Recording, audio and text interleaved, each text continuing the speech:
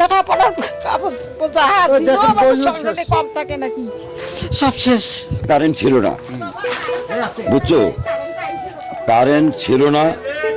আমাদের তখন বাড়িতে কোনো লাইটও দেওয়া ছিল না, যেহেতু কারেন্ট নেই, কিন্তু লাইন তো ফ্রিজে দেওয়া ছিল, বুঝছো। হঠাৎ কারেন্ট আসায় সম্ভবত ফ্রিজে এই কারেন্ট হওয়ার পরে অগ্নিদগ্ধ।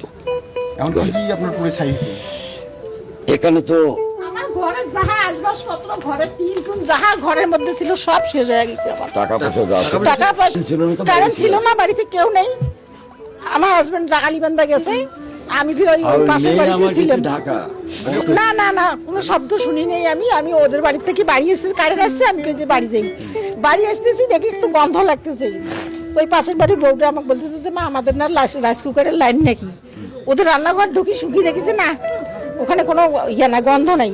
আর ওই ওদের বাড়ি থেকে এসে ওই যে ওইখানে পা দিছি আর দেখেছি একটা গন্ধ আমাদের বাড়ির থেকে। আমি তো আর বাড়িতে শুয়ে ঢুকিয়ে যাবি ইয়ে করে, আমাকে কে বাঁকা চিল্লি বেঁধেছি, বাড়ি আর ঢুকি নেই, চিল্লি করে বেঁধেছি। কে কোথায় আছেন বাইরে, দৌড়েন দৌড়েন আগুন লাগছি। আগুন দিয়ে ইয়ে হয়েছে, মনে হচ্ছে যে ফ্রিজটা একদম পোড়া গেছে, তো মনে হচ্ছে যে ফ্রিজের আগুন লাগি তারপর এরকম হয়েছে। এখানে তো দেখা যাচ্ছে যে উপরে একটা ছাদ ছিল, বাঁশের ছাদ, ওই ছাদটা পুরোটাই ইয়ে হয়েছে আর কি।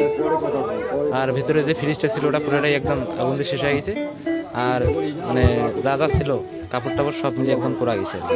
দেখলাম তো সব মনে পোড়া, ফ্রিজ ট্রিজ সব মনে পোড়া গেছে, ঘর বাড়ি সব মনে শেষ হয়ে গেছে। তার টাকা পয়সা সে যে কোনো আসলে সম্পূর্ণ ইয়ে নষ্ট হয়ে গেছে। তার বাড়ি লেবু স্যার।